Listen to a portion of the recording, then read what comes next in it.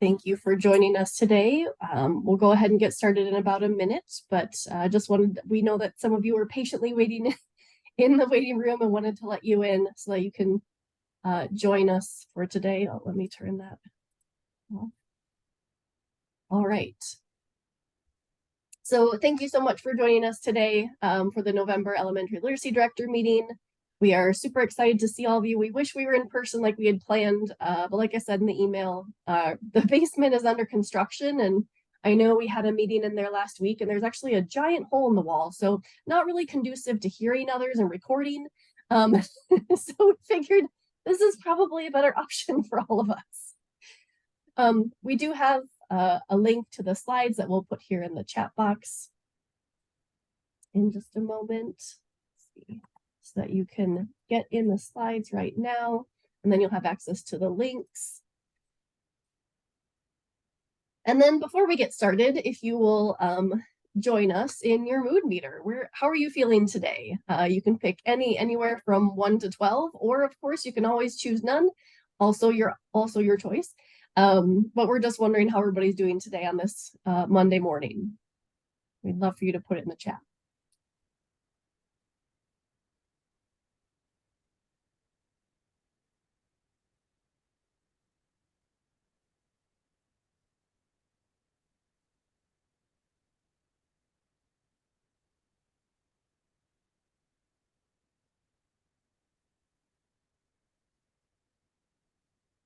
Ooh, these are great.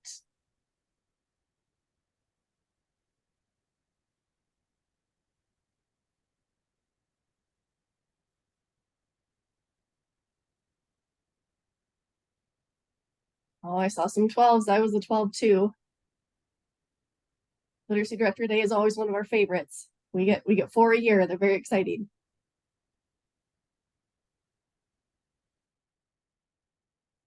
I love it. Oh, you guys are so great. Oh, we have some 6s. I like that. That's pretty exciting.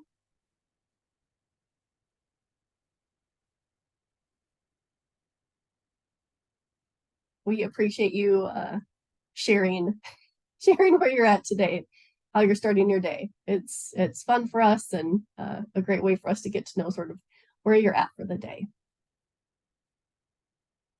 So I will let you know, we do have 2 special guests today that will be joining us to kick off our meeting. One of them is from Ed Connective, which is a wonderful group that we've been working with. And with one of the projects for SB 127 has been around providing LEAs a free consultation coach to be supportive around, we've completed letters, but what are we doing next? And so this is sort of a great way for you to opt in to getting additional support if you wish. It isn't required. Oh, am I not recording? It says.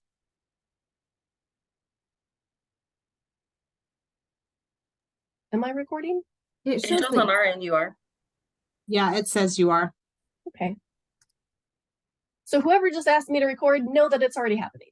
I was like, oh, is it only me that says that? Okay, glad to know that everybody is seeing that. Excellent. So with that being said, the second group that we have with us today is from UEN, and they'll be sharing with us the e-media and the tools and resources that are put up on there for all of you that you are welcome to share out with anyone and everyone to see some of the pieces that we've put in there for everyone to be prepared to look at. If you're looking for something, there's a search box, all of those pieces and how to use it. So we are really excited for those 2 guests to join us today. It'll be an exciting way to kick off our meeting. And just wanted to check in and see, do we have Will with us? Oh, yeah. Excellent, excellent. All right. So Will, oh, let me just, there we go. All right. Will, I'm happy to get started if you are ready to go.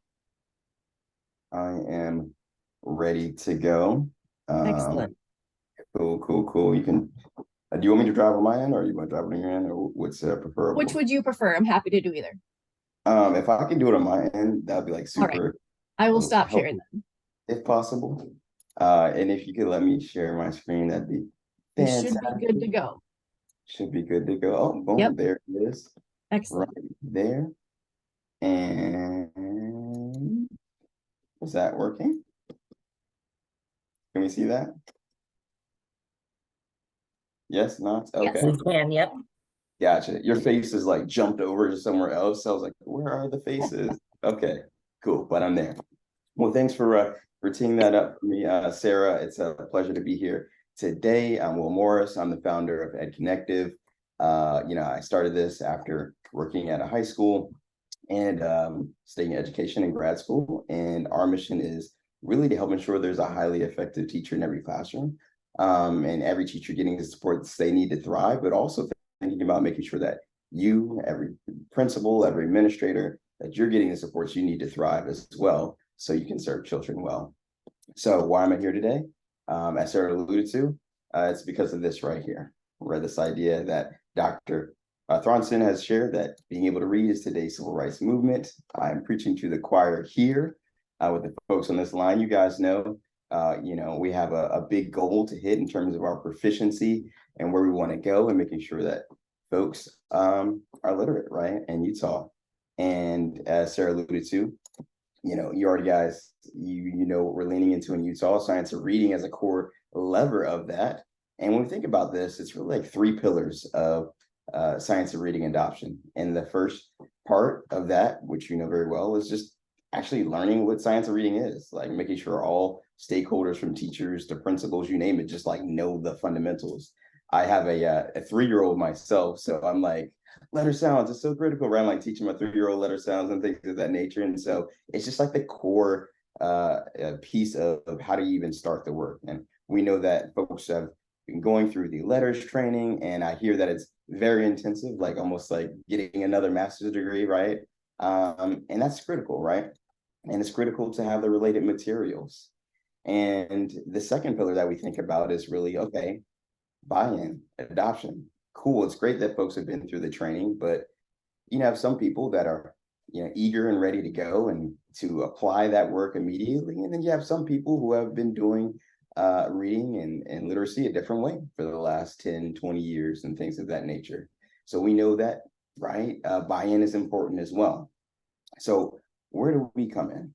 We come in really around this third pillar right here, this idea of implementation, right?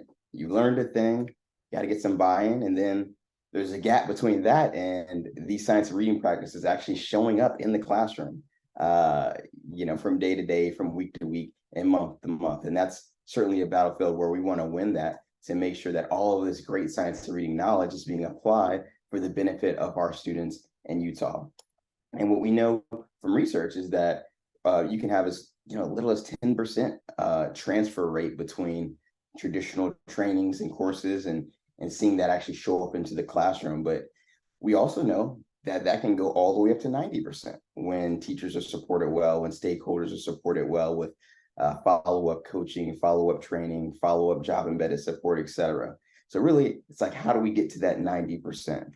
We also know that there are certain models of professional development and instructional coaching that can take up to 2 years to really get into the behavior change piece of the puzzle for teachers who are learning new things. And 2 years is a long time. And so the good news is that there's also ways you can do it where teachers are changing their behavior, they're learning new things that they're applying, they're building habits in as little as 2 months. Behavior change research actually suggests that you can learn a habit, 66 days, whether that's learning a new pedagogy or picking up the guitar and playing a song, right? And then lastly, we know from related research that, hey, when you work with a teacher, you coach a teacher one-on-one, you can get 2.5 months of learning gain for those students of teachers who are supported intensively.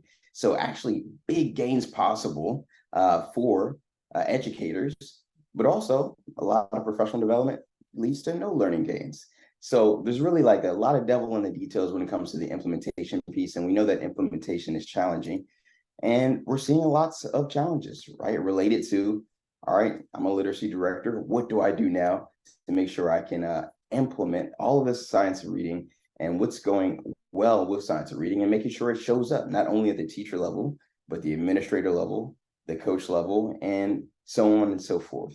Seeing a lot of different headwinds or opportunities for growth or around that our literacy directors are seeing, but really wanted to turn it over to you for a second and hear what challenges, what headwinds you're facing around just the implementation piece of the puzzle. So I do have a poll here that I'd love for us to go to. If you either just scan the QR code, or if you just punch in that polleverywhere.com, that pollev.com/willmorris111. I'll see if I can put the link in the chat here. And let's see. Okay, you guys can see it. Excellent. Let's see if that'll come up for you guys as well. I'm going to pull that up and would love for you to just chat in some of what you're seeing in relation to challenges around implementation. Let me see if I can put that on my screen as well for you.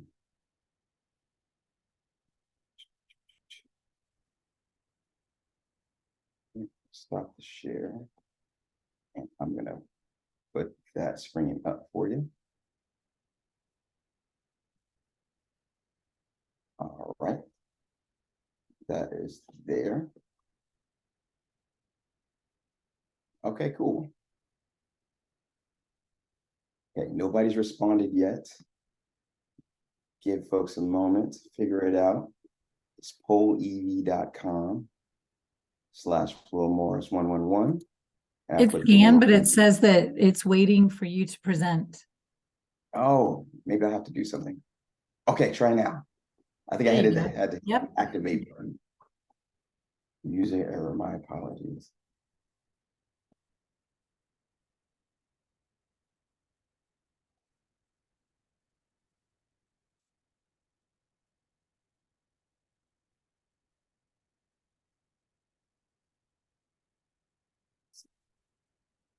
Coaches, admins to double check the work. Time to get everything we know to practice, get the practice in place. Oh my gosh, practice is so critical, so critical. Seeing a lot of upvotes on things. Literacy isn't the only thing that teachers are implementing. They're juggling a lot of demands. Yes, yes. There's so much pulling at the teachers. Being present in classrooms, okay. Time, the ultimate variable. Time, not enough time. Transfer of learning to implementation in the classroom. That's the crux of everything here. Getting that transfer into implementation.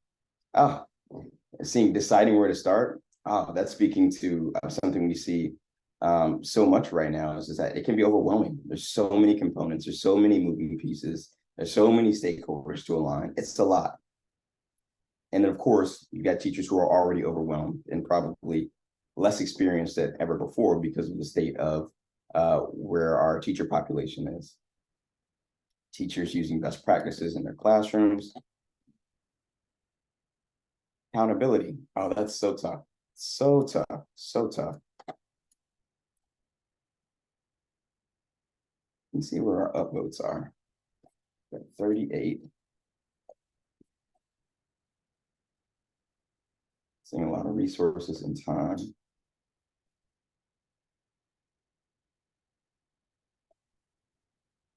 Overwhelmed, struggling. Well, I'm seeing a lot of themes here that will really segue nicely into what I am going to share next about support you can receive around that. Bringing that presentation back up, and here we are here. Okay, we can see the presentation again. Yes. Excellent, thank you for that verbal response. Juggling a few screens here, but cool. So this is an example of how we're supporting literacy directors currently, some of your colleagues. So this is a small case study from a person in an LEA with a lot of schools, where she had identified that teacher coaching on the implementation, that coaching on and support on implementation, really like teacher coaching as a variable to be something that's high leverage in terms of what she wanted to do to make sure it's happening in her LEA to drive implementation and literacy proficiency. And so one of her challenges was that there wasn't a really unified definition of or expectations of what coaching is or should look like in her LEA.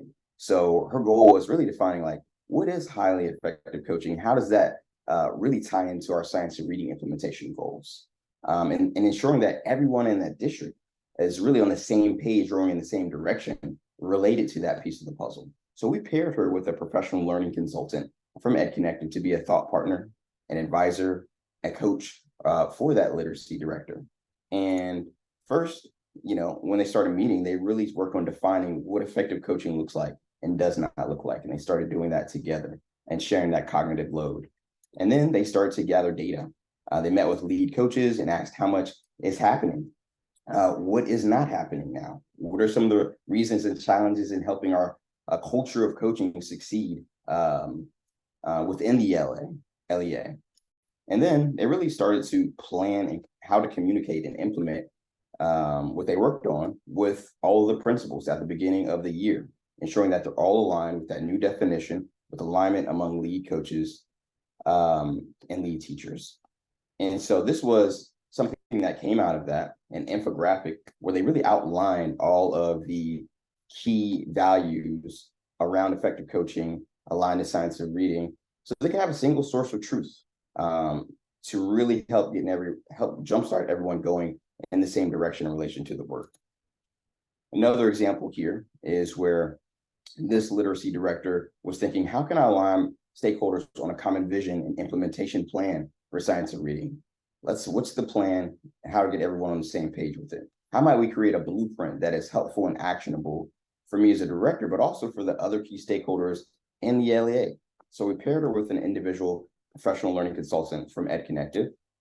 And really the goal was to create that strategic plan to support implementation. And they started with some planning. What are the goals? What are the milestones? They really, throughout the partnership, there was a lot of collaboration and adjusting and iterating and thinking about how do we empower principals and identifying principals and lead coaches to take ownership of the scope and sequence around milestones of implementing the professional learning aligned with science and reading. So I love this quote right here, where it just talks about, I don't know that I would have gotten there on my own. And that ties back to something I heard in the poll, which is, where do you even start? It's a lot. And this is where we're here to help. There's a little banner in the bottom left hand of the screen. There's a link there where you can actually go to that to reserve your own spot, to really inquire about getting your own professional learning consultant to support you. And what does that look like in the work? It looks like this. It's pairing you with someone who can help you through this process, who can be a thought partner, who can be a resource and advisor, where you can meet with some cadence on a regular basis. They can give you feedback. They can look at artifacts, and they can just help you go from point A to point B, whatever that means for you in terms of your science of reading implementation journey, or where you are with literacy work in your LEA. And so in particular, we've got the individualized responsive consulting and coaching. We can look at your goals and strategic initiatives. We can help you with training resources and materials and co-developing that and making sure that's deployed. And just thinking about, all right, you have a certain amount of resources and assets on your chessboard, and how can you deploy those as effectively as possible and navigate your current LEA dynamics to help you reach your success metrics for literacy proficiency and science of reading implementation within your district. So really, just here to share quickly that resource that's available to you specifically from Katie, from Sarah, from Utah State Board of Education through SB 127, and we want to make sure that you have access to it too. So definitely follow the link or scan that QR code to reserve your spot for support, so you can receive that as soon as possible to help you with your goals. So Sarah knows where to find me, and she'll have ways to get in touch with us. And again, if you want to really explore interest more quickly, just sign up via that link or that QR code. So that's what I have to share. So thank you very much, Sarah, for letting me share a little bit about that. Absolutely. Thanks so much for joining us today, Will. We really appreciate it so much. Anybody have any questions that you want to drop in the chat box for Will before we move over to Katie and UEN? Let's give it a minute. All right, well, we'll just continually check on that in case you do, and we can definitely put you in contact with Will if needed. If you think of a question later, just let us know. We're happy to do that. Will, thanks so much again for joining us. We appreciate it. And thanks for all the work you're doing to support our LEAs. And just a reminder to everyone, this is an RFP that was done. And so because of that, the state is paying for it. So it is free to all of you to get support from Will and his team. So just wanted everyone to have a reminder of that. So, all right, thank you so much. We are going to pass it over to Katie Blunt then. She is here from UEN. Katie, would you like me to share my screen or would you prefer to share yours? I'll go ahead and share mine since I'll go back and forth from this site. Perfect. Awesome. Well, it's good to be with you all this morning. The slides, as Sarah indicated, are in the slide deck that she's got as well. So but I'm going to tell you a little bit about the Elementary English Language Arts Hub that we've been developing in eMedia. So I'm going to give you a little bit of info about eMedia and then give you a little tour of the hub that's been developed. And then we'll leave a little time for feedback and comments because we'd love your ideas on how this can help you and your LEAs. So first, a little bit about eMedia. I'm Katie Blunt. As was said, I am the eMedia product manager at the Utah Education Network. And I work in partnership with Katie Garrett. So, you know, if you get a Katie at UEN, we can help you with eMedia. Katie Garrett does a lot with the back side of things and data and things like that. If you're not familiar with eMedia, it is basically an online database of educational resources for educators in Utah. It is a microsite of OER Commons. So if you're familiar with OER Commons at all, then you might have a little bit of the idea. But everything that we gather in eMedia for teachers is totally free for Utah educators. And I'll give you a little bit better idea of what kind of resources we're talking about. So there's the URL, emedia.uen.org. And this is what the site looks like. There are several ways when educators come to eMedia to find what they're looking for. One is just a general keyword search. And then there are also collections and what we call hubs, where we gather resources for teachers to try to save some time in what they're looking for. So we're going to talk a little bit about those. Just real briefly, I'm going to mention the eMedia login. I'm not going to spend a lot of time on this right now, but please reach out if you have any questions or need support. There is a login. You can see on my screen here that where my little profile picture is where you would click to log in to eMedia. Any Utah educator can have a free account, and it is the same login information that educators use to get into My UEN. If you've been around for a little while, you may recognize that as where we used to have our teacher websites through UEN, and I think most people use it to get their Cactus ID. So my.uen.org, you can click all the things that you need to. If you're new, create an account. If you forgot your login, there's a button for that. If you need help with your account, there's a button for that. But basically, the login and password are the same as what you will use to log into eMedia. If you have more questions about that or need help, let me know.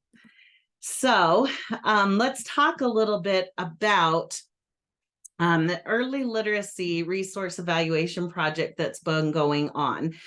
In eMedia, we have several different kinds of resources.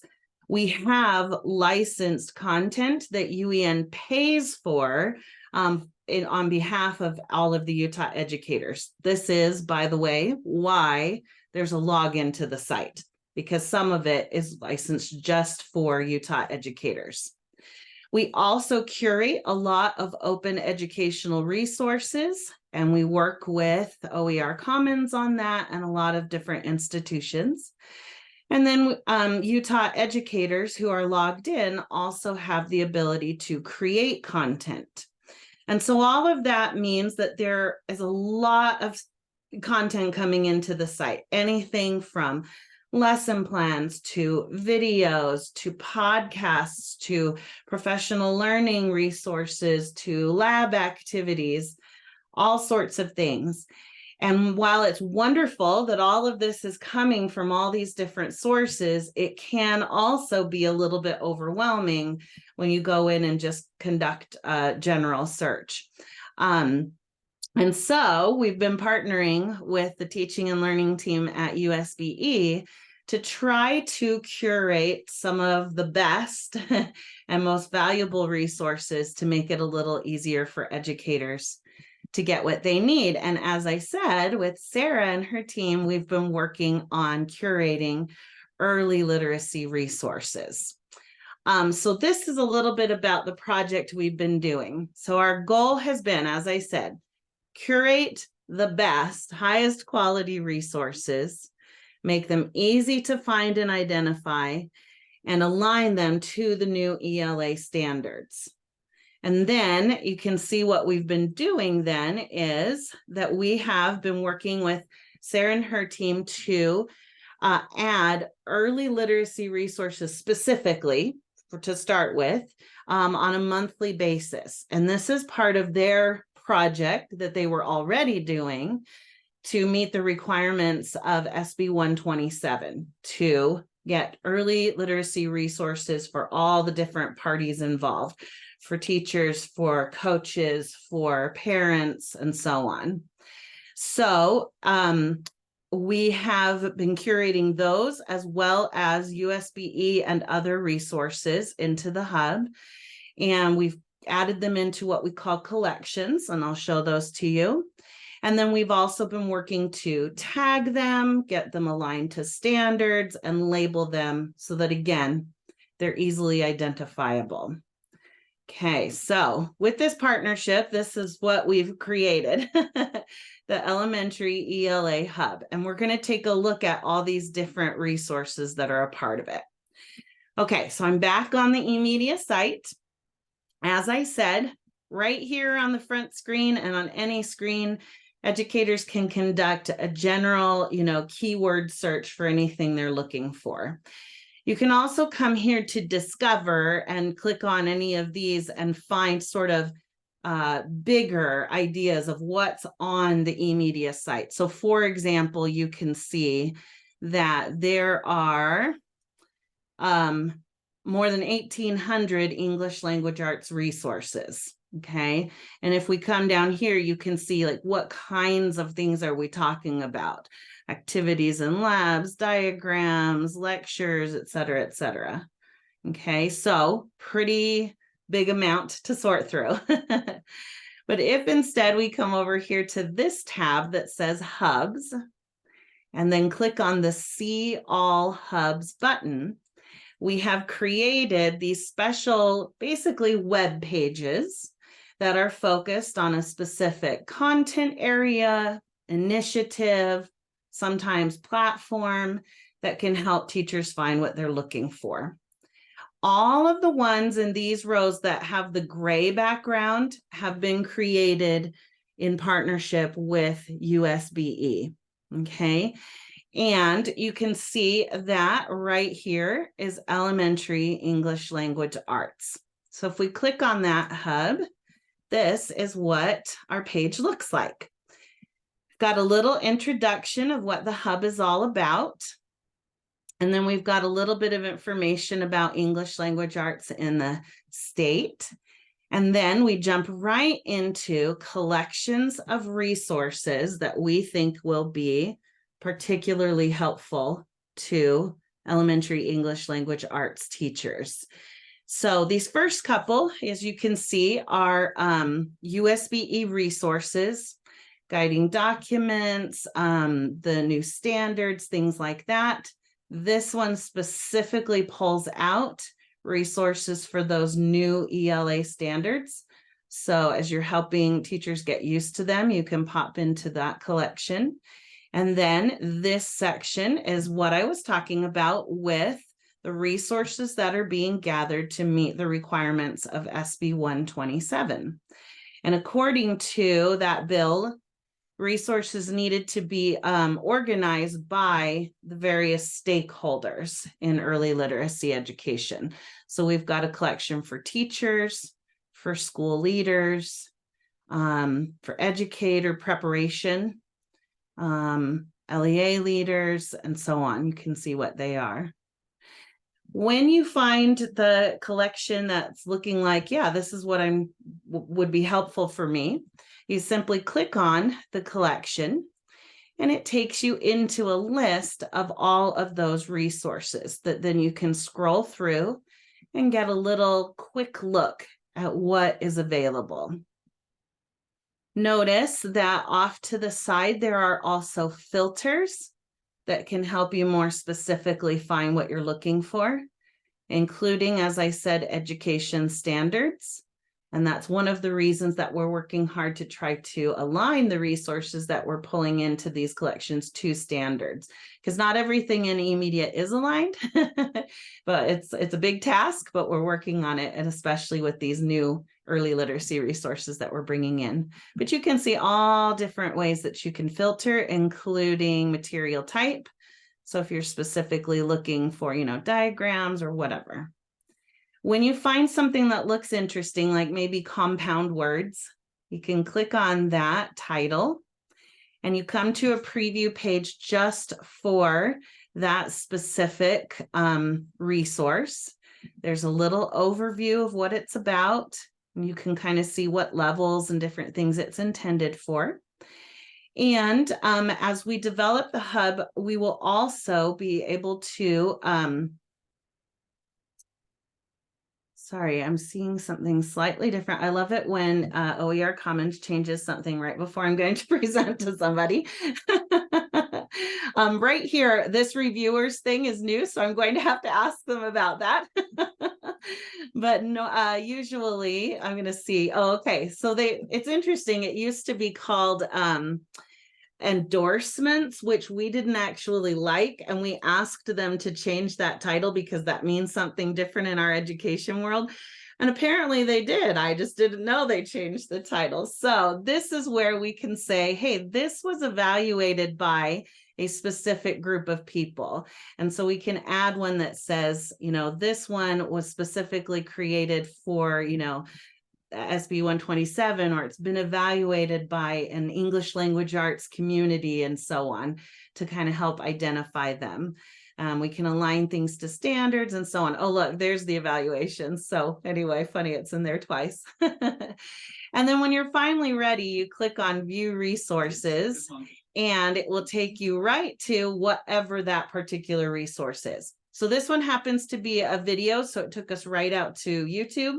Sometimes they open PDFs, sometimes they open websites, sometimes they open lesson plans. That just depends on what kind of resource it is. So there's just a quick view at one example. And let me go back to the hub. Then you'll also see that under all of these early literacy resources, we're building a little library of classroom examples. So far, when we open a specific resource, it just takes you to their site. So no, it doesn't have any kind of protection for students. This is all teacher facing for the most part. And so then a teacher would need to follow whatever protocol they have in their district for things like YouTube videos. So good question. All right, so far with classroom examples, we've got the elementary ELA ULEAD video project. So similar, you can click into the collection and you're going to find all different examples of how, in this case, specifically the letters program is being utilized in the classroom. So those should be a nice resource. And then we've just got additional resources. So something to note about these is that they have not gone through the same process necessarily of being like evaluated and aligned. That's, you know, kind of the next phase, but there still are going to be a lot of great resources for ELA teachers in those. And then finally, we've got a couple of different groups where teachers can collaborate with other ELA and literacy teachers and coaches around the state to share ideas and have discussions. So this is just the beginning. These hubs just keep growing. We keep adding resources. We keep, you know, aligning things and labeling things. And but we've got a good start going. And the plan is to go ahead and publish this. Well, it is published, but to market it and let people know about it over the month of December. I'll just finish up real quickly and then we'll see what other questions you may have. So I kind of just give this little vision of eMedia. I always feel like the place to start, if it's new for you and for your teachers, is to explore. Get into that hub, see what's there.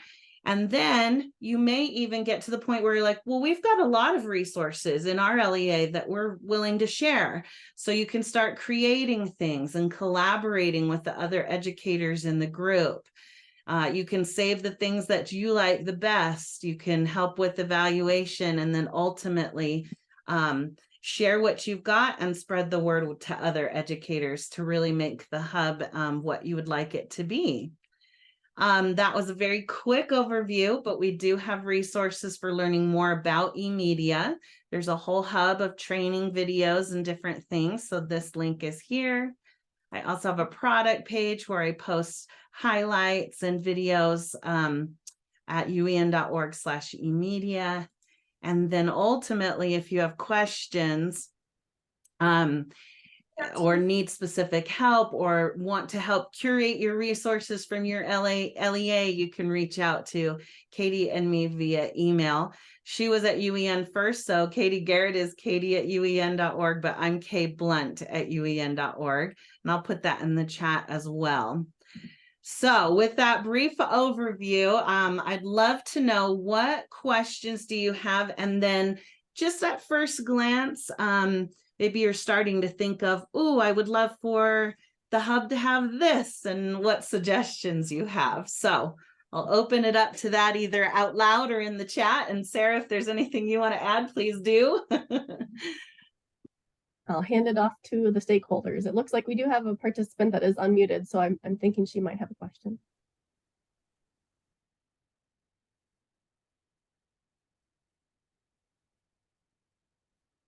Maybe not. Okay. Well, thank you so much, Katie, for sharing. We really appreciate it. And just so everyone, you know, just a reminder, of course, this wasn't just for English language arts. There's a science, there's a math, like there are eMedia hubs for all the different content areas. So since you are all in the elementary space, for the most part, this is a great wealth of information, whether you're looking for literacy or any other content area. And Katie, both Katies, have been great to work with on this project. So we'll continue to add those monthly to make sure that people have access. So it's great to see more and more resources get added as we continue on. And oh, Angie did have a question. Her question is, oh, go ahead. Well, so the answer is yes, we can absolutely curate parent resources here. So we've got this collection in early literacy resources that is for parents. So one thing to kind of note about people who aren't educators, anything in eMedia that is openly licensed, meaning not all rights reserved, but some other kind of license, that anybody on the web can come and see those. And so a parent wouldn't have to log in. They could come and see resources as long as they're licensed openly.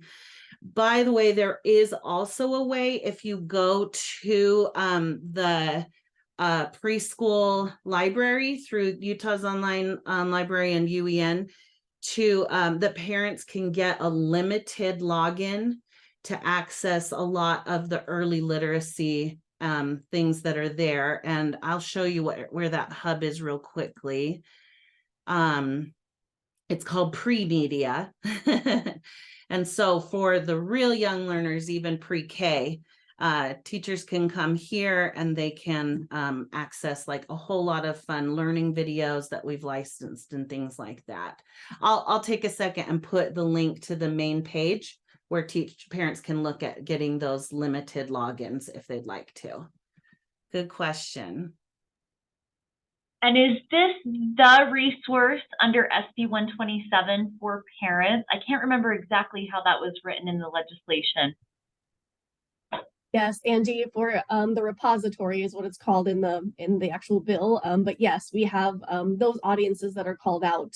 That's what the same audiences are in the eMedia Hub for English Language Arts. So ours is organized slightly differently just because of that language.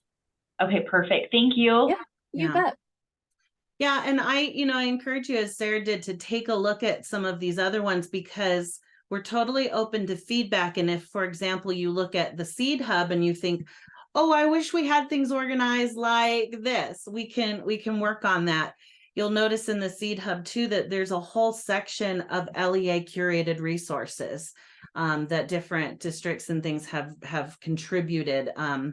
There's a create button in eMedia if you get to the point where you're ready to share, but that's more for like one thing at a time. If you want to like give us a whole batch of cool resources, contact me because we can do it faster through a spreadsheet. But anyway, I echo what Sarah said of just explore. There's lots of cool things that can help in addition to ELA, and they may inspire you for feedback you want to give us. Thank you so much, Katie. Any other questions?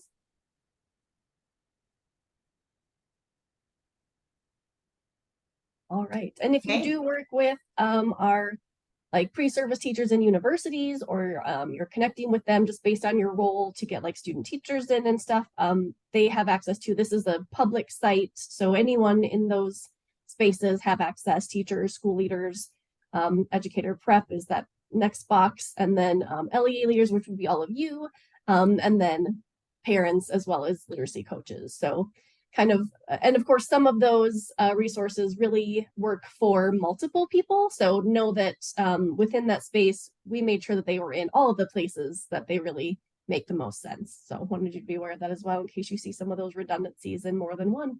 Yeah. So again, thank you so much for coming, Katie, and walking us through that. It was exciting to work with Katie and get this up and running just recently here. So it's been thrilling to know that we're finally to the point where it's up and running, and we'll just continue to add resources on a monthly basis. So thank you so much for that. Well, thank you. And like I said, I'll pop my email into the chat again and just let me know if there's more I can do.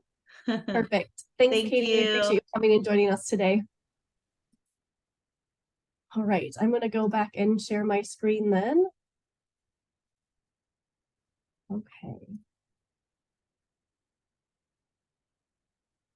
All right, up next, we are moving to resources. And so wanted to make you aware of, oftentimes we get emails of people saying, hey, do you send me this data or do you have this data? And the great news is we all have the data. It's publicly and available. So if you're looking for specifically Acadience reading and math data, although if you're also looking for ACT or Utah Aspire Plus, all of those things are actually in here. The first few are RISE, of course, our state assessment. But this is public facing data, so it could be, if you wanted to share it out with anyone within your LEA or parents, you're welcome to do that as well. But wanted you to know that if you go on the data gateway, you'll see way at the bottom of the list is Acadience reading and math. So I'm actually going to just pop out for a moment and go in there so you can kind of see what it looks like.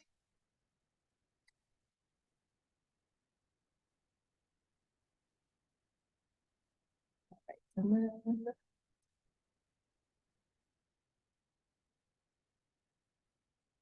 all right, so this is what it looks like. So you may not see it right away. If you just scroll down right here and you click on that, you'll be able to see Acadiance reading as well as Acadiance math. And so there are these tabs on the top that you can actually scroll over, and eventually you will get to math if that's something that you're interested in, or you can quickly go using this little caret as well, whichever is easiest for you. But within this, you'll be able to see a variety of different things. You can choose the school year. This one is specifically what we're looking for. So we have read on grade level at or above benchmark, and then of course our pathways of progress. So you can look at this. This is statewide data, obviously. You can look at or above benchmark testing. You can look at pathways. All of those are available to you. There are some additional pieces as well. You could go to a certain time of year, status, that type of information. So we have all these available. I want you to know that we're currently working with our data and statistics team on looking at how can we adjust and have it not just be state data, but also include LEA and school level data. So know that they are working on that now. And so that will be added to this exact same place as well. The tabs will just be changed. So we've been working on that for a little bit, the last month probably, in getting that up and going. You can see there is some LEA data right here, and that you can make some adjustments, and you can, of course, use any of these filters if you're looking at your own data or want to look at a few maybe districts and charters in your area and compare those. You can do that, but wanted you to know that there will be some continued improvement on these pages. And so we're really excited to show you at least the start of it, so you can get to see what we'll be looking at. So if you're looking for that type of information, this is a great go-to in that space. So again, just going back, if you're on the Data Gateway page, so just datagateway.schools.utah.gov, and you scroll all the way down to Acadiance reading and math, it will take you here. And so then I'll just put that in the chat box really quick so that you have access as well. All right, heading back over. I think I have to share my other screen now. I'm going to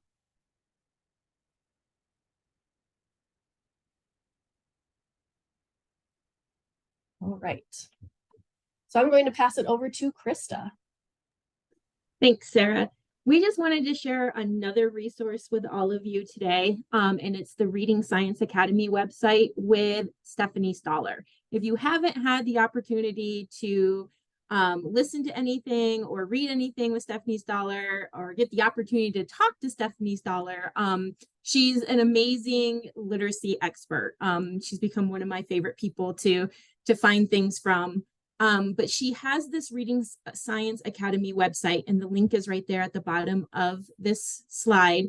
And she provides lots of information and resources that you can print off and use. And so just some examples that she's recently done is some information on why word walls don't work. She does a lot with MTSS.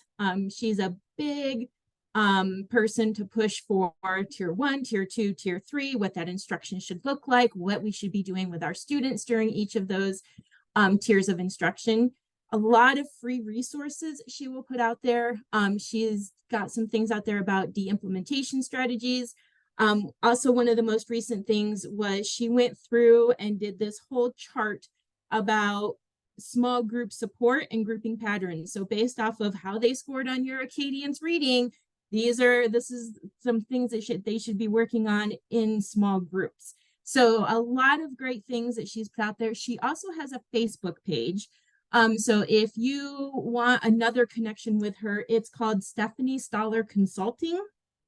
And she does like little Facebook stories, like almost every day, a couple of times a day. She'll do this. And just talking about things that are happening out there with literacy right now. Right, just this morning, like if you join the Reading Science Academy.com website and you sign up, you'll get emails a few times a week from her. She just sent one this morning with a list of books that you may find interesting to read to help you continue to learn and gain more knowledge about the science of reading. And so she's constantly just keeping people in the loop of what's coming out as far as really good information for the science of reading. So her website there, and then her Facebook page again is Stephanie Stoller Consulting. And if you follow her, you'll get a lot of great information. So we just wanted to share this with all of you. Share it with your teachers, share it with other people who are learning about the science of reading, and Stephanie will be a great guide for them as they continue on this journey. Thanks, Krista. And thanks, Angie and Kathy, for adding in your thoughts in the chat box too, in your experience and connecting with her as well.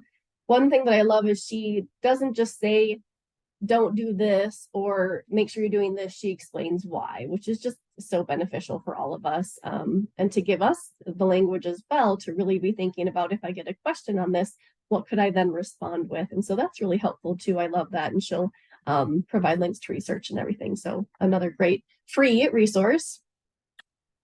All right, so we have some assessment updates on RISE, and then we'll do a quick poll after this as well. So I am going to pass it over to Teresa. I hope she's still with us. Teresa McIntyre is from the assessment department.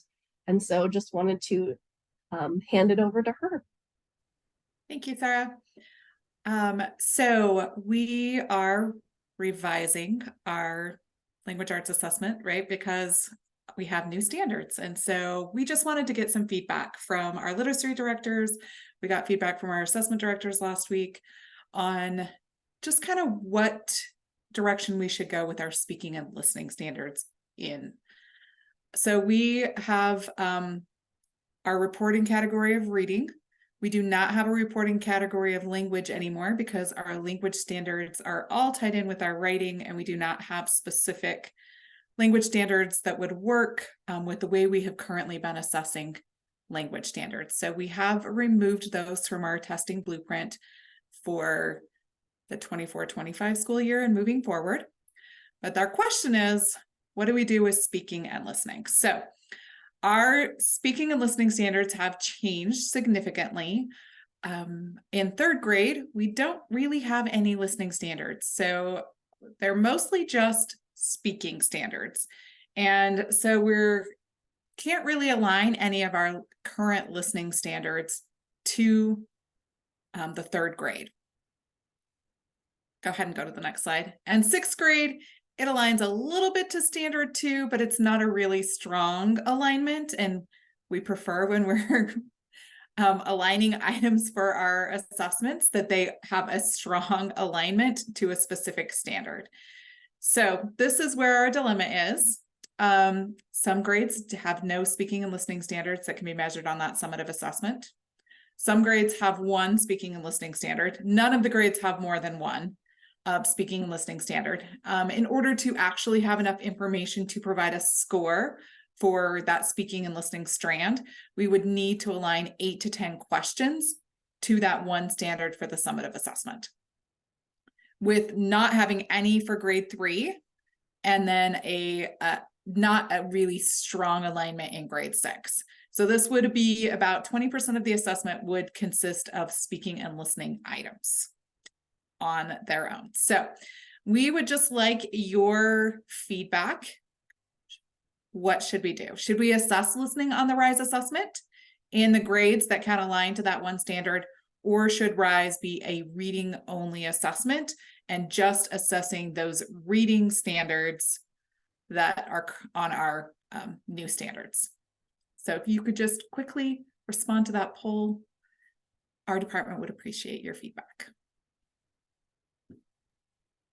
Thanks, Teresa. I appreciate that you guys are so willing in assessment to get feedback and find out what the field is saying. And I know, like you said, you had already gotten feedback from the assessment directors and from the secondary literacy directors in this space. So glad that you're searching out the feedback in all of those spaces. It's so great. So thank you to everyone too who's being willing to participate in the poll.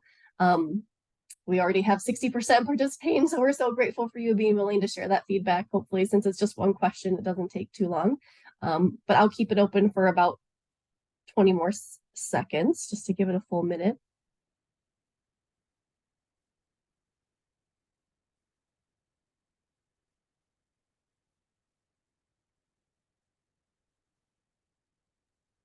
Just to clarify, we have run this past some of our committees and checked with the federal government that does have regulations around state assessments that it would be okay if we did not include speaking and listening from their perspective.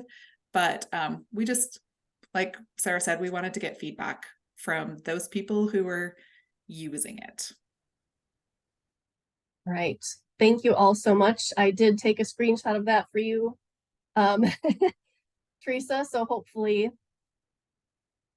and I will actually just share the results here. Let me see. Can you all see it, the results? Just so you know, those results are very similar to what we saw at both of the other meetings where we presented. So thank you for providing that information. Great. Thank you all so much. We really appreciate you taking the time to do that today. And I will stop sharing and close that down. We appreciate you. And thanks, Teresa, so much for being willing to join us today and get some feedback. We appreciate it. All right, going back. Okay, here we go.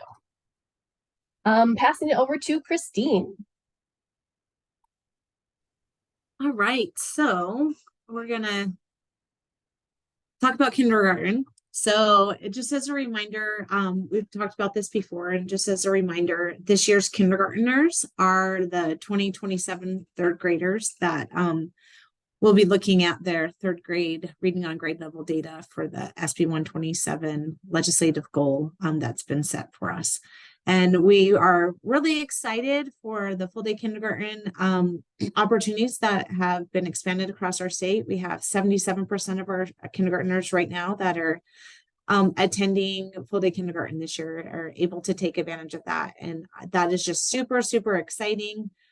We've made a lot of growth in that area, and I just feel like kindergarten, I've been in a lot of kindergarten classrooms recently, and I am just blown away at the amazing teachers we have and what they're doing with these young learners and how they're using that full day, getting everything in, and the kids are so happy and excited, and so much movement and everything in those kindergarten classrooms. We're just excited about that, but we are wanting to talk a little bit about, that kindergarten focus. So we're going to, next, we're going to go ahead and we're going to go into some breakout rooms, give you an opportunity to chat with your peers about how have you focused on kindergarten this year, knowing that many of you have transitioned from half-day programs to full-day programs.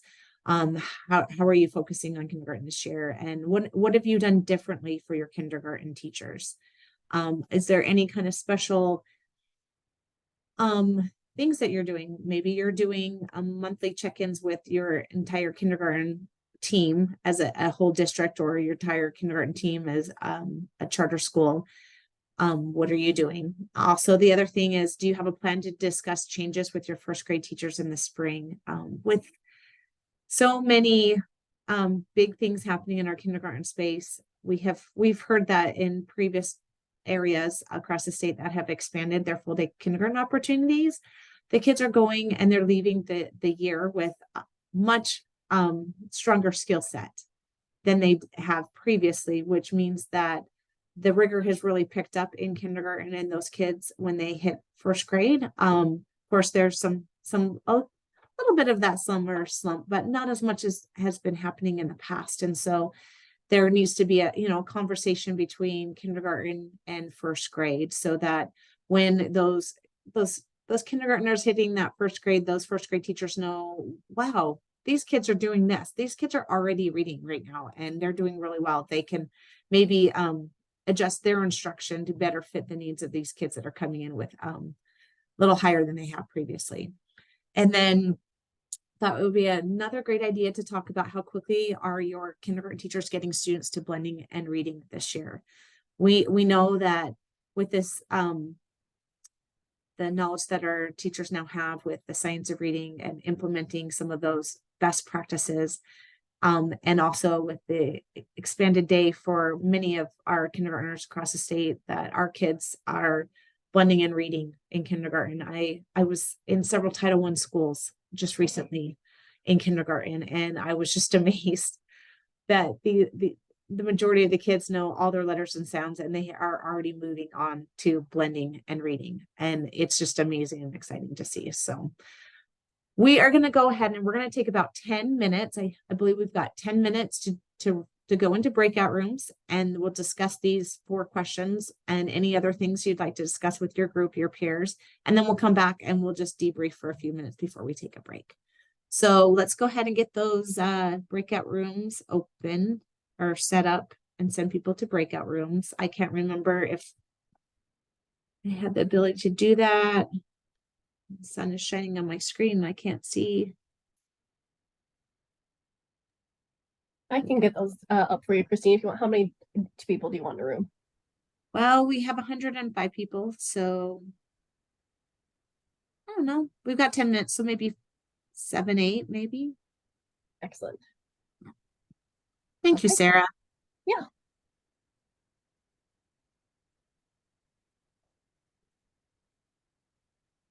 All right, opening those rooms for you all. And then we'll make sure to put those questions in the chat box. You have them as well.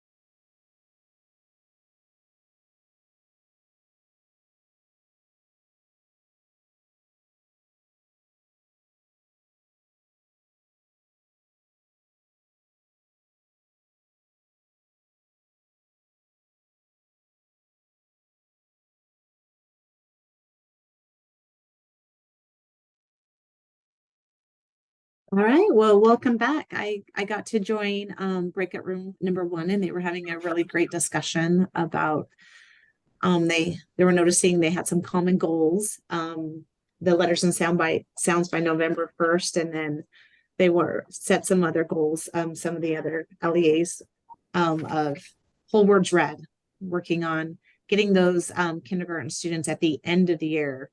They're hoping to push for a blue by having their students reading 10 whole words read at the end of the year. So super exciting conversations. I would love it if some of you would just come off mute and just share some of the things that you talked about in your group.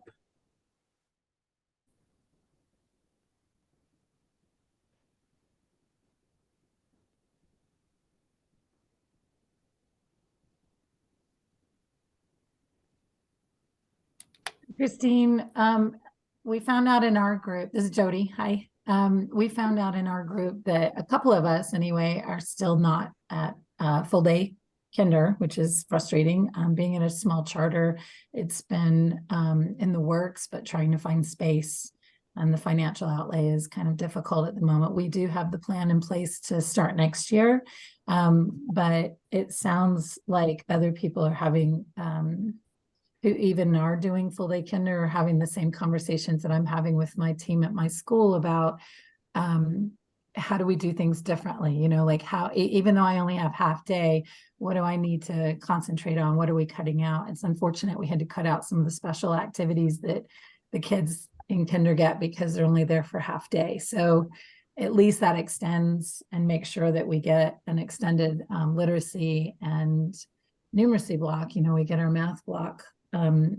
But it is frustrating to see because I think our kids need that socialization in order to be successful in first grade. Yeah, it's quite a balancing act, especially you think about all the things to all the things that need to be taught in kindergarten, and it is quite a balancing act. And you're right, Jody. There are several.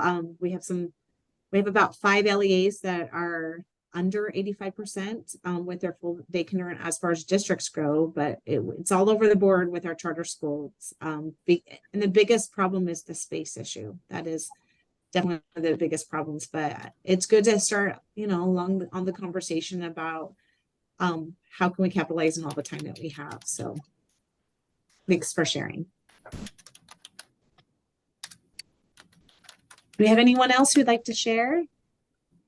I would. We learned that some of the schools are doing, I don't know which school it is because I was listening, but I didn't see it listed. That they do kind of a stagger advancement for some of their littles that aren't quite ready for full day at the beginning of the year. They look at let's say in December they stay past lunch, and then in March they maybe stay till 1:30 or 2, and by the end of the year they've built up the stamina to be there all day, rather than asking them to be there all day when they turned 5 2 weeks ago, kind of letting them build in. And I thought that was a great idea and really appreciated the teacher who shared that.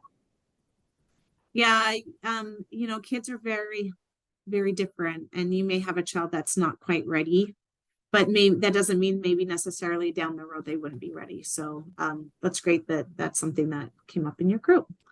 And I think we have time for just one more. If someone wants to pop off mute and share what they talked about in their groups.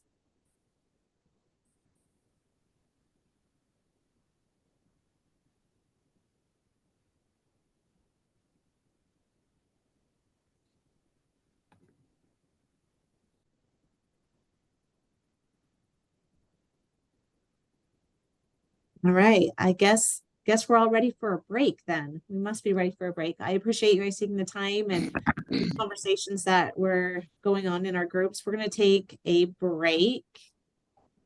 And after our break, we will come back in 10 minutes at 10:25. So enjoy your break and we'll see you back at 10:25.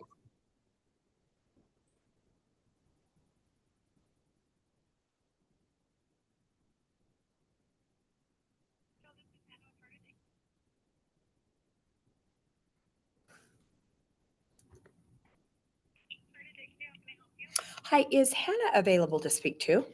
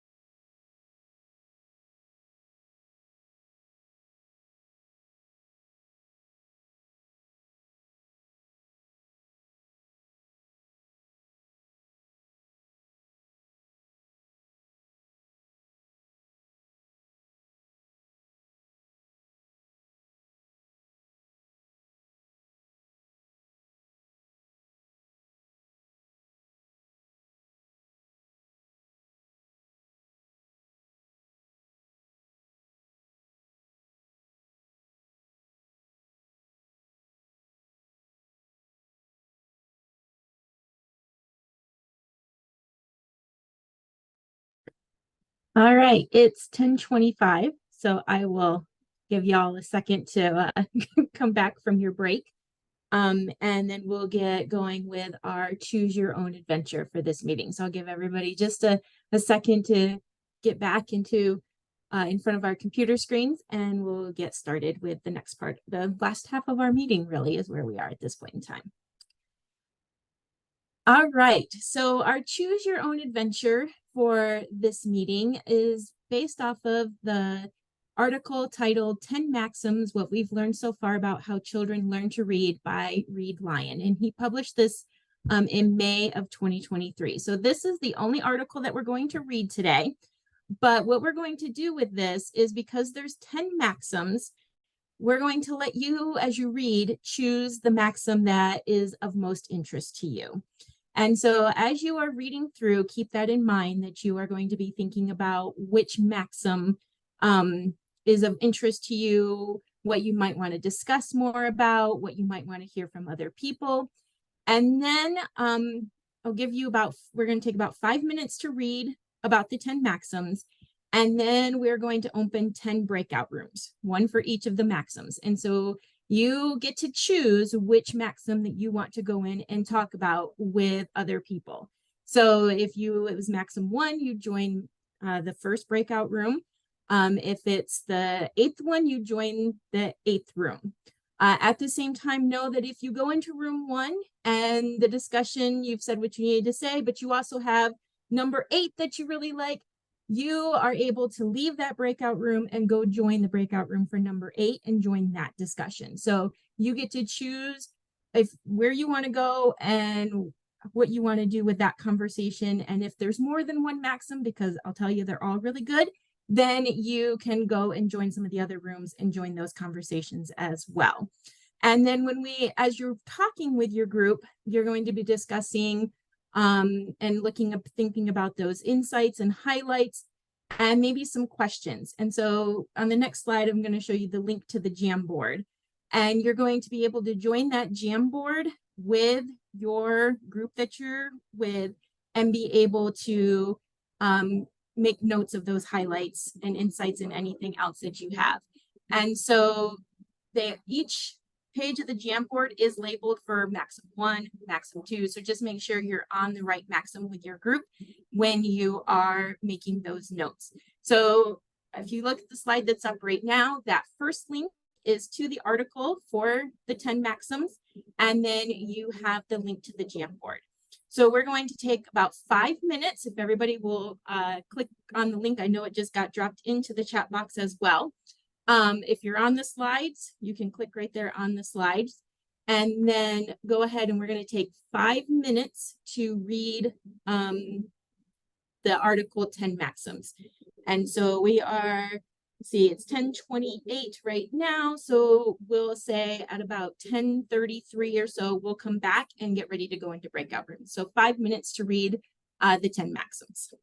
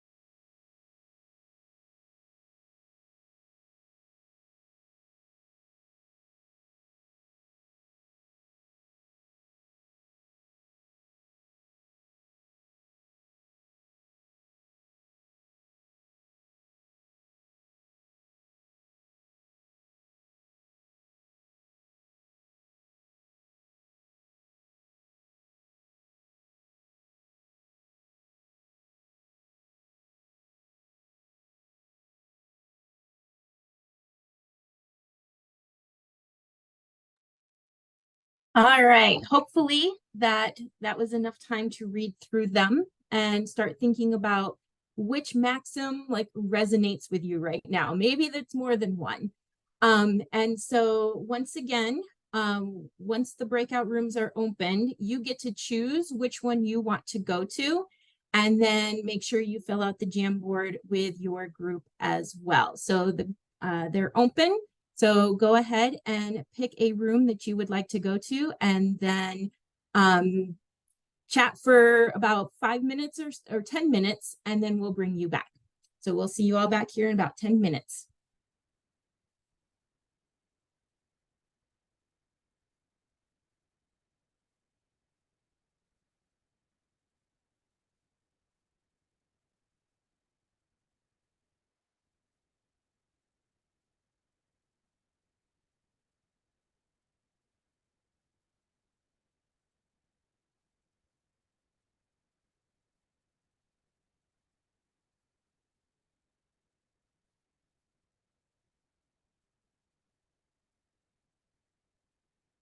You should see at the bottom, you should see it pop up and say opportunity to join a breakout room.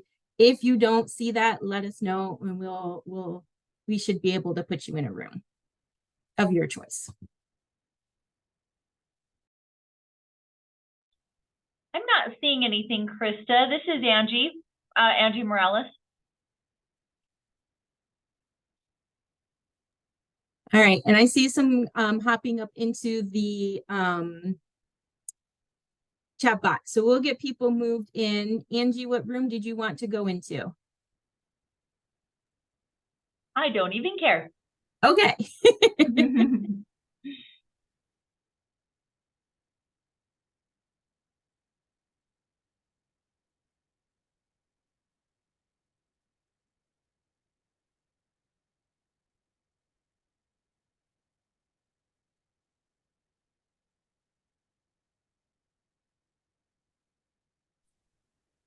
Krista, I'm not seeing an option either, and I don't care what breakout room to go into.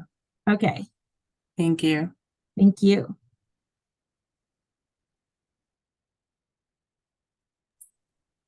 Krista, I don't either, and I'll take any room as well.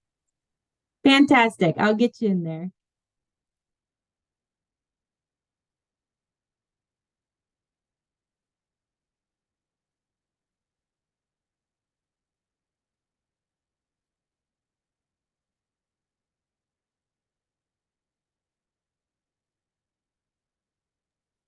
James, do you have a preference on which room you'd like to be in? No, I don't care. All right. I don't care either if you can just put me in one too.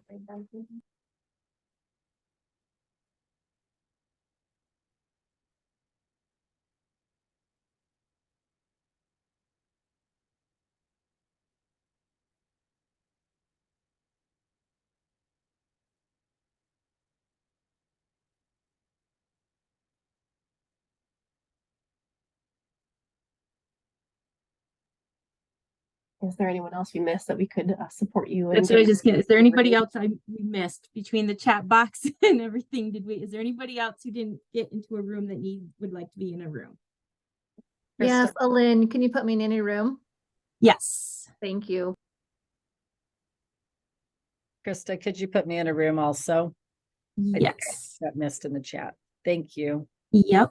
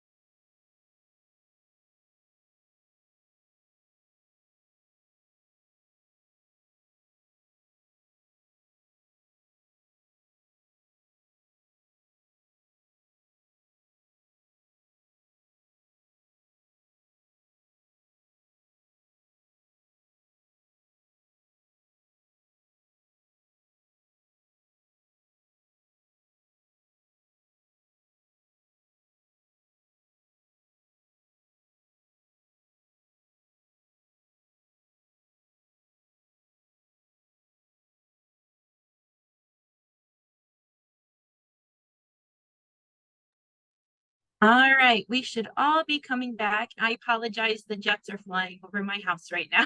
So as soon as they're done. Hopefully that was some good conversations happening, looking at the Jamboards. And I know Sarah was like, I'll be ready to share them, share the Jamboard. But if you're in it, you can take a look. Maxim 4 looks like it had quite a lot of conversation happening, being that Maxim about fluency. So some good notes on Maxim 2. Maxim 4 was the one that I was watching a lot come in on. 5 picked up in the last little bit there. When we're thinking about the number 5 being the comprehension and what all involves comprehension. I see a lot, I started to see things about vocabulary, how important vocabulary is for that comprehension. Maxim 6, a little bit talk in there about differentiation. Number 7, we've got quite a few showing up when we talk about our direct instruction. And then 8, we have some things popping up as we think about our ML students and how our reading instruction is impacting them. And then 9 and 10, I know we had people in there, but maybe didn't have a chance to put it on the Jamboard. Know that the Jamboards, you can go in as we're talking right now and you put in some notes as well. But is there anybody who was in a group that would like to just share some insights or highlights that came out of your conversation when you were talking about the Maxim with your group?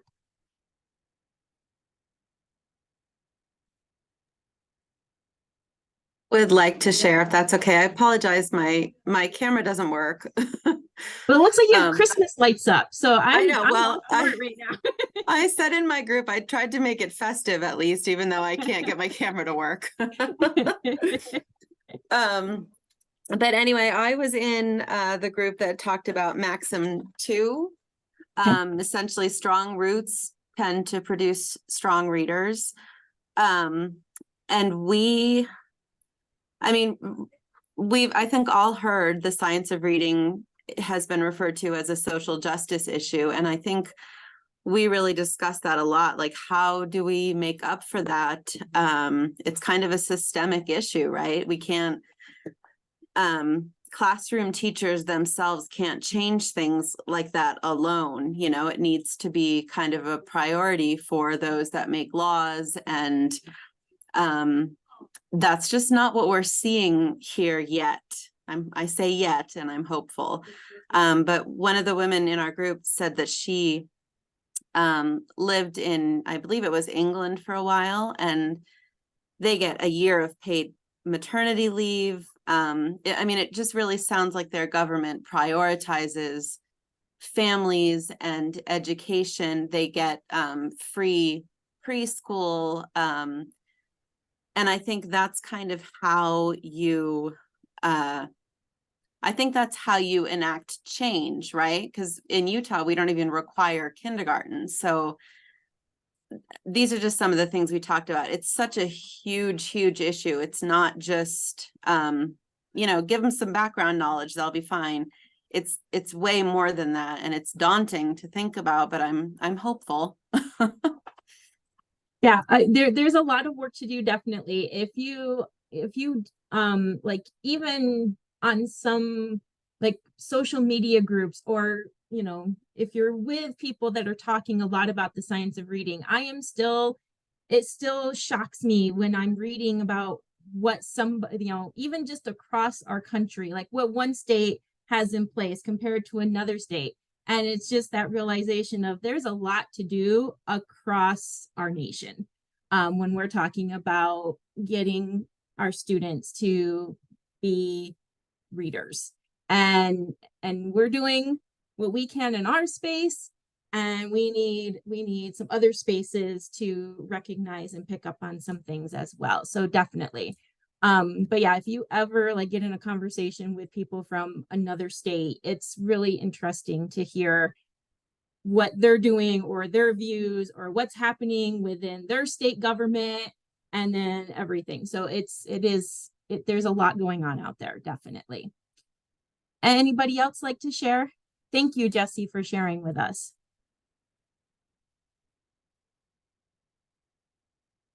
All right. Well, I hope that that article, share it out, keep it close by, review it always. I mean, there's a lot of good information in there, a lot of good things to think about as you have these discussions. And it's what we know is happening, what we know needs to happen. Those things need to continue. So thank you all for your participation. And hopefully, that article about the 10 maxims is something that stays close by for you. All right, that was it for Choose Your Own Adventure. And I'm going to pass it off to, I believe it's Julie, to talk about implementation this morning. Yes, thank you, Krista. And I like that we took some time to read those 10 maxims and think about those different pieces that are key to literacy and making sure that our students know how to read and be literate. And it's a good segue right into our implementation and what we are trying to move forward in our state. We have spent a lot of time and effort, and not just the leaders in our state, but our teachers as well have spent a lot of time learning about the science of reading. And we are looking at what are we doing as bold leaders to make those implementation moves. And so we kind of shared this very briefly during our last literacy director meeting, but we wanted to go back to this because we didn't have time to delve into it like we wanted to.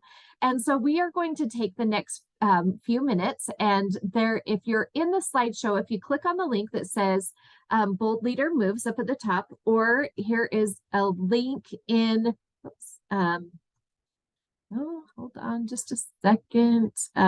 In the chat box, here is a link that will take you to this document. When you click on the link, it will force you to make a copy. And oh, maybe it didn't. Maybe I clicked. Maybe I got the wrong one.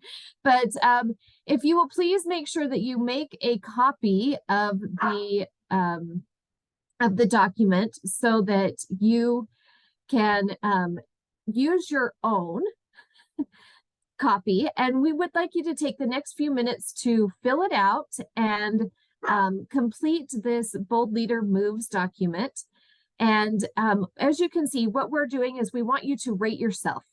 So, looking at that question 1, is literacy a focus and priority in your LEA? So on a scale from 1 to 5, sorry, my dogs are in the background barking. On a scale from 1 to 5, where is your LEA landing in that? And then, so we're going to give you about 15 minutes to fill out this Bold Leader Moves document and put it in and take some time to think about it on your own. And then after those few minutes, we're going to open you up into breakout rooms and give you a chance to share again with colleagues about where you're at and what your priorities may be. So we'll give you 15 minutes and we'll just go ahead and turn our cameras off and let you have the opportunity to ponder and think about these things. And oh, does a similar document exist for Bold Leader Moves at the secondary level? I have been asked this. James, we have not created one at the secondary level. We will talk with Naomi and share what we have with her and see if she wants to create a similar document along the same lines with secondary leaders. Okay, so we'll give you 15 minutes and we'll come back about 10 after 11 to move into breakout rooms.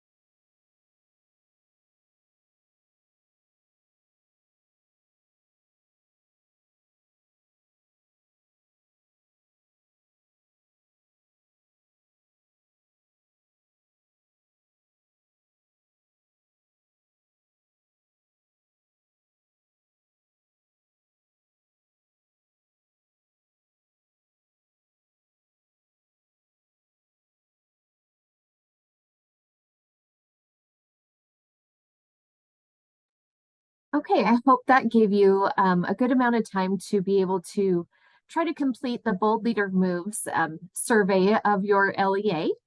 And now what we're going to do is I am going to have Sarah open up breakout rooms again, if you could, please. And we can just do the same size of groups. And we're going to give you about 10 to 15, well, let's do 15 minutes to discuss what your bold leader, where your strengths and where your weaknesses may be, and try to collaborate with others to see if they have a strength in something that your weaknesses in, and how they have used that to build up, that they can give you some ideas and some pointers to maybe to share what they are doing as they are implementing the science of reading in their LEA. So let's open up the breakout rooms, and we'll give them 15 minutes in breakout rooms. So we'll come back at, well, let's do 14 minutes, come back at 11:25.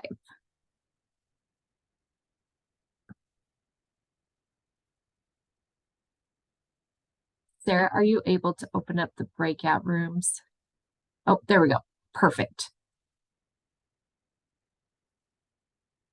Thank you.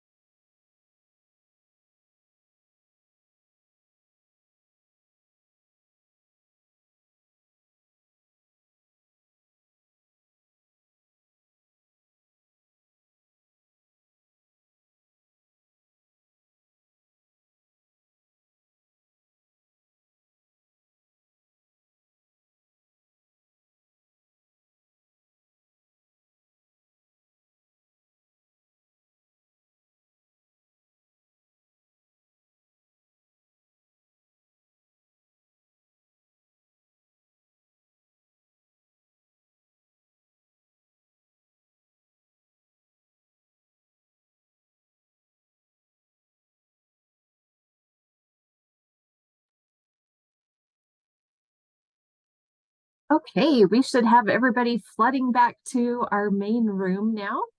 And I hope that you were able to have some robust discussions about some bold leader moves that you are making and in your LEA to move literacy forward.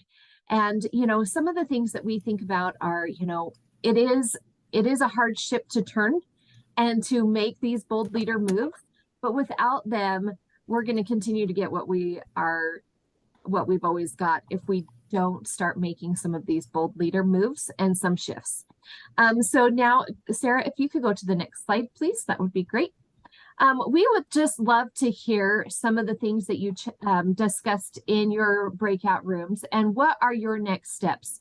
So now that we've had the discussion about some of these bold leader moves and where you may fall on your scale, your rating scale from 1 to 5, where I hope that you saw up at the top that 1 was a definite nope, we haven't even started this, and number 5 was a nailing it. And so as you start to think about where you're at, what are your next steps?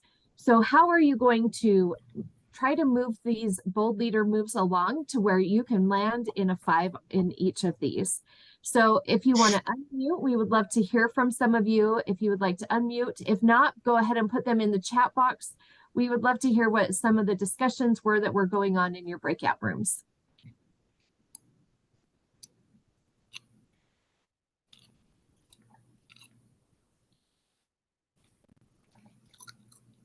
I love that. Thank you. I believe it's Shannon in Ogden that put in there. We are more strategically inspecting what we are expecting, not just inspecting what we're expecting, but more strategically inspecting that. And thank you, Chelsea, that they were talking about the letters application of concepts that they're using and how they're using it in their observations in Salt Lake City School District. And we need help. And Teresa gave me some ideas of where to start. That's great. Thank you, Teresa, for being in there to provide some assistance in where to start. Going back to that letters application of concepts, when Katie were sharing the UEN website with us, there is a site, there is a link in there to some videos that we created in the ULink with ULead, and they are focusing on here. Let me put the direct link in the chat box. But these videos are, we have gone around and seen some of our teachers that are implementing different pieces of the application of concepts. So these are short, like 1 to 3 minute videos, and they kind of target each piece of that letters application of concepts. Now, we don't cover all of them. We're still looking and finding bright spots for that application of concepts, but around the state, but those links are there for you to look at. And Angie and Davis says they're using Patty Montgomery's rubric to support, similar to the ALF and the letters for admin in the classroom walkthroughs with principals to help them with holes. And that's great. Patty is a great resource and provides great knowledge and expertise in how to inspect what you're inspecting. And Kathy providing ongoing focused communication through weekly s'more newsletter. Love that. I mean, who doesn't want to get a s'more, right? So great. Thank you, Christy. You've met with every coach and admin and going over their individual data for implementation and made plans for improvement. And they're doing ELA walkthroughs with admin and the coach to look for strong ELA blocks. So that's great. Thank you so much. Okay, and now we're going to kind of shift to and review something that we did in September, where we gave you the task to pick one of the areas to focus on, either explicit instruction, building knowledge, or getting kids into text. And we asked you to collaborate on a Padlet about what you expected to see in classrooms. And then we gave you the challenge to get out and visit at least 3 classrooms to see what was happening between our September meeting and our November meeting. And I hope that you were able to get out into the classrooms and see some instruction that was going on. And now we'd love you to open that Padlet back up if you click on that link. And yes, that classrooms and seeing instruction, super helpful for many LEAs. Great. So now we have 3 other columns. So what did you see in as far as explicit instruction when you went into the classrooms, or building knowledge, or getting kids time in text? So go ahead and click on the little plus arrow after you've clicked on that Padlet. I'll grab the link for the Padlet as well and put it in the chat box here. Just give me just 1 minute. And then you can have a direct link to that Padlet. So we'd love to see what you are seeing in the classrooms as far as, you know, looking at explicit instruction and building knowledge in time and text. I know that we have been out visiting a lot of classrooms throughout the state. We've spent some time across the state. We've been, you know, my husband and I call Utah the 2x4 state because it's like 200 miles one way and like 400 miles the other way. And I feel like I've done the 2x4 about 3 different times between September and now. And so, and you know, as far as the explicit instruction goes, we're seeing a lot of I do and a very heavy hand of we do. And so, you know, but it's like our constant recommendation is work with your teachers to remove their teacher voice and let the students take that heavy load. And so we're missing some of that you do piece. But I'm loving what we're seeing on the Padlet. Pull it over on my side. Yeah, I'm using the 95% group and using the explicit instruction, and they are getting to the I do, we do, you do. That's great. Very few teachers understand explicit instruction. I know, and I think that's a shift that we need to make because the teachers are used to talking a lot and being the ones to do that heavy lifting and talking. So we're trying to get them to change. And that's the hardest thing to do, is get adults to change, right? It's like teaching an old dog new tricks kind of scenario, but we need to get them to remove that teacher voice and let the students do the heavy lifting so that they are learning. So that is hard, and it is hard to get them to do that. Using academic language and comparing and contrasting information. I love that in the knowledge piece. And using group connections to previous lessons in vocabulary. And then over in our time in text, lots of students in text as a whole group, choral reading, not so much. Oh, it just shifted. No, it's gone. Where did it go? I don't know. It's gone now. Oh, there we go. Increasing the students' amount of time that they are in text alone. Oh, not as much individual text learning. So yes, really trying to get students that individual time. You know, having that choral reading is great to get all, you know, a whole group going, but it's also really hard to make sure that every student is reading when we're doing it that way. So just focusing on getting more kids individual time in text. People are spending a lot more time in text. I love that. And if you see something that really resonates with you, or that you saw, you can also click the little heart to like it. But I'm loving seeing some of these things, and these are very similar things that we are doing. Teachers providing immediate feedback. I love that they're providing that immediate feedback. That's awesome.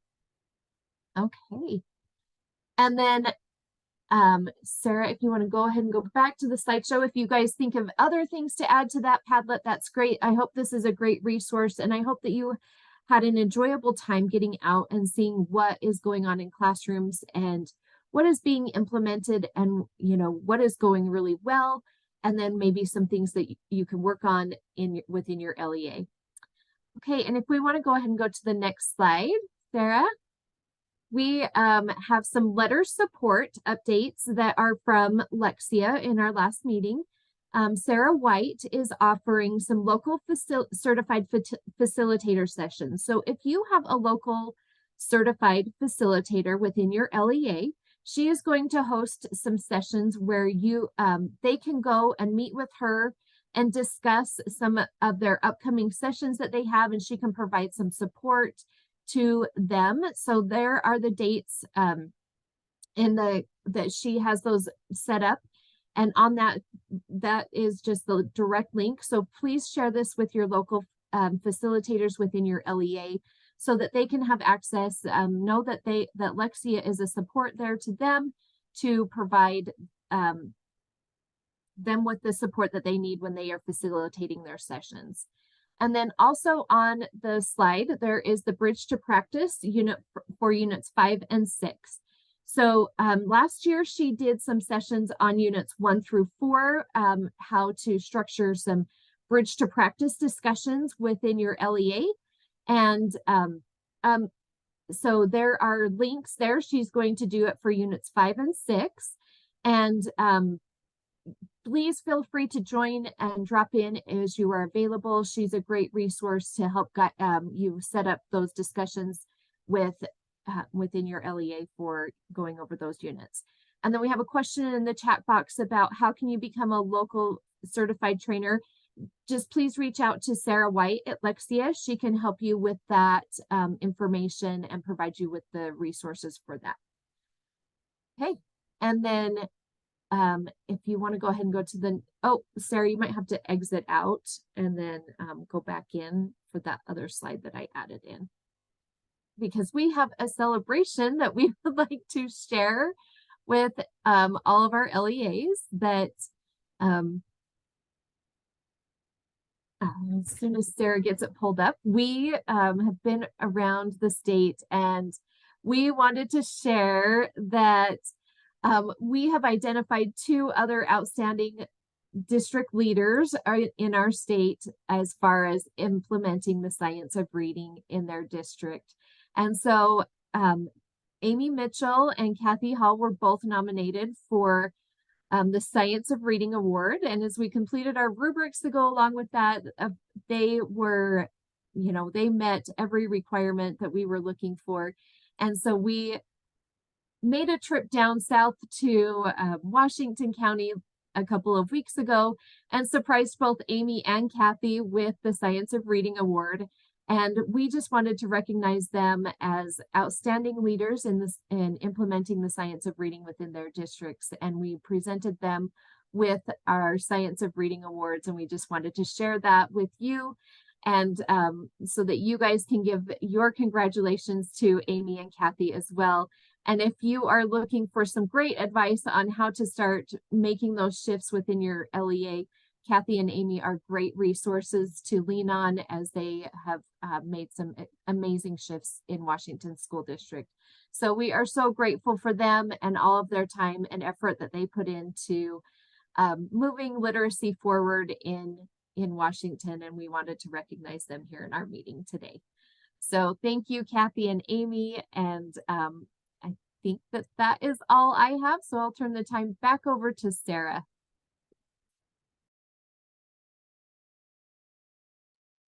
All right.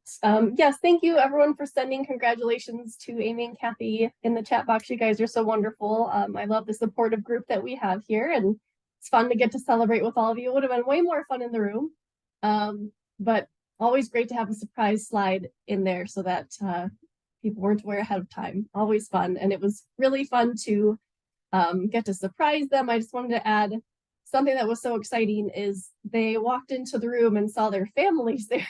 They were like, what are you guys doing in this meeting? So it was really an exciting time. And it was great to get to meet their families and get to be with them to celebrate. So it was wonderful. Okay. So our last agenda item is talking about the state growth goal for literacy. I think a lot of you are already very familiar with this. The current one is 60%. It combines grades 1 through 3 all together. Wanted you to know that when looking at the data that we've had over the last several years and even pre-pandemic, but mostly the last few years since we've come back from that, it looks like it's about time to make a shift in this space. And so for the new proposed goal, which would be 65%, so a 5 percentage point change, you know, kind of like when we're doing your goals, we have a 3 to 5 percentage point change, that kind of thing. Again, this would still be grades 1 through 3 combined. There would not be any change for math. The timeline wouldn't be until next school year, so nothing to worry about this year.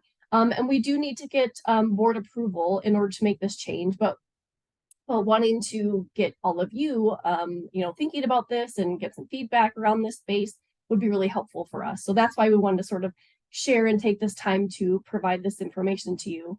And then looking at the next slide. So wanted to provide what our data has looked like. So you can see our data on, again, this is grades 1 through 3 combined. So this is 2018 through 2023 and sort of where we've been at. Obviously every year, even in the pandemic year, we were well above our 60%. And looking at our year this year, we also broke it out into grades, and you can see other than first grade, we are well above that 60% and even well above the goal of 65, knowing that this one is very close to that as well. So wanted to sort of make you aware of that as well, just because it's really helpful to sort of think about whenever we have a change, it's like, well, where are we now? Where are we starting from? What does that look like for us? And so we wanted to provide that data so you could have a look at what that potentially means and where we're at and where we've been. With that being said, you're probably wondering, well, where are we? Where are we? Where's my LEA? So if you click on that link in the slides, and I'm going to put that in the chat, maybe in the chat box, so you can actually review and see yours, because I know the screen on an Excel is usually really tiny. So I'm just want to give everyone a couple minutes to click on that link in the chat box and actually take a look at your own LEA if that's something that you're interested in. So I'll just give you a couple minutes to do that so that you don't have to try and look at a tiny screen.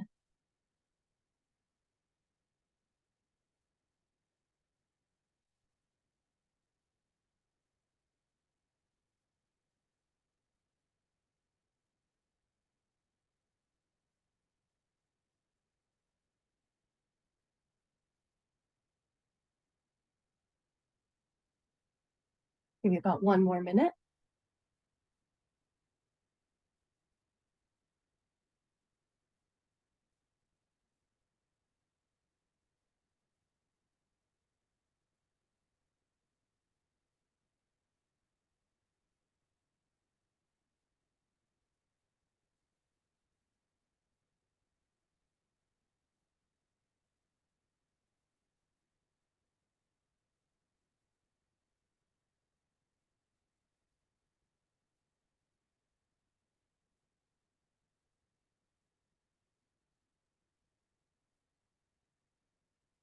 All right, hopefully that gave you enough time to just take a look. So we have 2 Padlets, and I think I'm actually going to stop sharing and have Julie share her screen. But before we do that, we have 2 Padlets. The first section is really, does this seem like a realistic goal based on the data that we shared just moments ago? And then section 2, what would your LEA need to do in preparation for this proposed change? What would that look like? What are things to be thinking about, things to be concerned about, that kind of thing. So I'm going to stop sharing. And I'm going to have Julie. Thank you, Julie.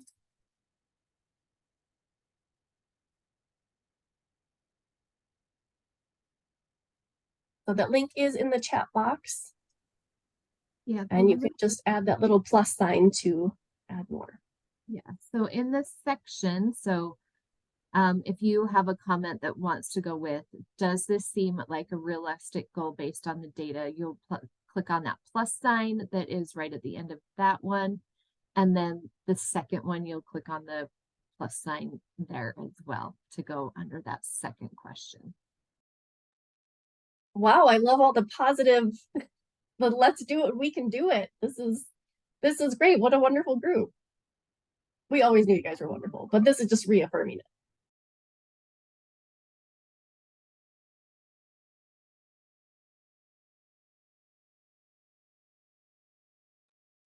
And if you've already commented on the first one, please look at the second section and feel free to add on there as well. We'd love to hear sort of your thoughts and be thinking about what kind of preparation would be needed, that kind of thing. And Julie, maybe you got it. You read my mind.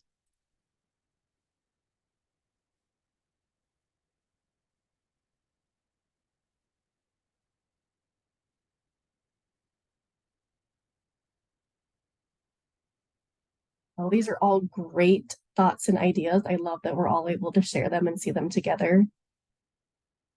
I love the focus. I like that some of you are focusing on certain grades, some are specific implementation. I like that you're hearting each other's and what you're targeting. If you're targeting certain areas or certain populations, I love this. This is so amazing. You guys have the best ideas.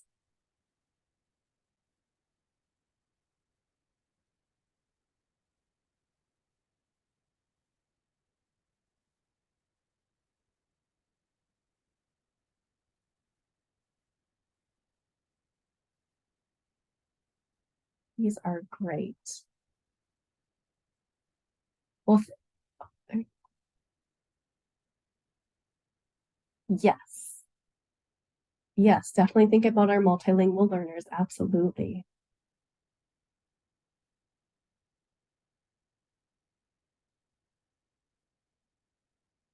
I love all the preparation. You're all, sort of thinking ahead in your own LEA is sort of where you're at now and where you want to be and how to get there. I just love that you guys are just so forward thinking and knowing sort of where each of you are at and just having that strong sense of this is where we're at. It may not be where we want to be necessarily long term, but this is where we're going to be. And so I love that. This is so great. Well, thanks for adding these amazing ideas in. You all have been amazing. So wonderful to hear that. Oh, we do have a question. Sorry, Becky, I just am seeing this. Becky had a question. Can you explain a little on what data is used to calculate these percentages? And then is this student making typical or better growth? Is this based solely on Acadian's data? I just want to make sure I understand. Super amazing questions, Becky, and I'm so glad you asked. Yes, so in these percentages, as far as calculation, it is grades 1 through 3, all together as one, not each separate. And then, yes, it is students who are making typical or better growth that count for you in that space. And so with a proposed goal of 65%, you would want 65% of students in grades 1 through 3 to make typical or better progress from beginning of year to end of year, which, yes, is coming from the Acadian's reading assessment. Excellent question, Becky. Any other questions?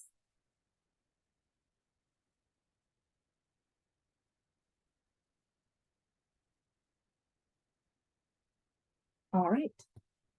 Well, thank you so much for your participation at Padlet and for coming today. And actually, we are done early. So yay, congratulations. You get an extra 12 minutes for free back in your day that usually people are excited about. Hopefully that means you can maybe have a little break, brain break, maybe even, because sometimes these can be a little bit heavy on cognitive load.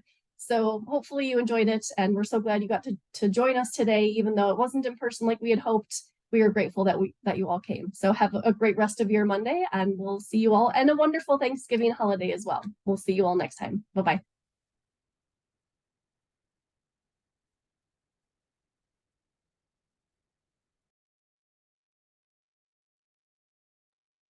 And Sarah, I have a question if you have a second.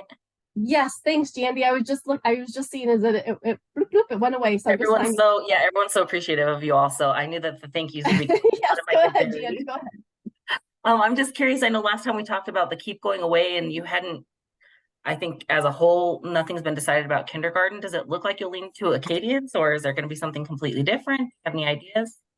Yes. So the board did move forward with making that shift. So it doesn't happen this year, of course. Nothing changes this year, but for next school year, kindergartners will need to be assessed on Acadian's reading and Acadian's math. And Great. keep will not need to be assessed, but keep will still be available if you want that choice to use with Awesome. your So kindergartners. We did have some LEAs say that since it won't be a requirement for next year, they're using the keep entry as their kindergarten roundup assessment to form classes this year. So we have heard that from a few LEAs, if that's helpful. yeah, thank you so much. I appreciate it. Happy Yeah, great Thanksgiving. question. Thanks, Jandy. Yes, Great you meeting. too. All right, thanks everyone. Can We'll I see ask you all a quick question as well? Oh, yes, who's that? Melanie. Hi, yes. So my LEA has some concerns with the kindergarten next year starting the same time as the other students because they don't have any background knowledge on where they fit academically without the week of testing. So what is that going to look like for them? Yes, great question, Melanie. So like I was just sharing, most LEAs, no, I shouldn't say most, a lot of LEAs have reached out and let us know, let Christine mainly know, that they are going to be using the keep entry assessment at their kindergarten roundup, which is, like April-ish time frame. And so they're going to be using that to form classes. Okay, I did hear you say that, but that term was foreign to me. So, okay. No That worries at sounds all. good. Yep. Thank you. You are welcome. Sarah. Hey, Sandy, how are Hey, you? Hey, good. A couple of quick questions if you have a minute. Yes. Are M class is going away then, correct? Oh, we don't know yet. Don't know that for sure? Yeah, I don't know if Tracy's, or not Tracy. I don't know if Teresa is still on or not, but no, we don't know yet. But as soon as we do, we will message out to all of you and definitely to the assessment directors. Okay. I had heard from one of the vendors that they hadn't gotten the RFP or something. I wanted to just get some clarification on that if that had been decided yet. Not yet. Thanks for asking though. It's a good question. We're Okay. still in that progress. While I've got you and the rest of your team there, can I just ask a follow-up question from last meeting specific to curriculum adoption? Is that okay? Of course. Okay. So thank you for the new list. We've got those 3 comprehensive vendors now.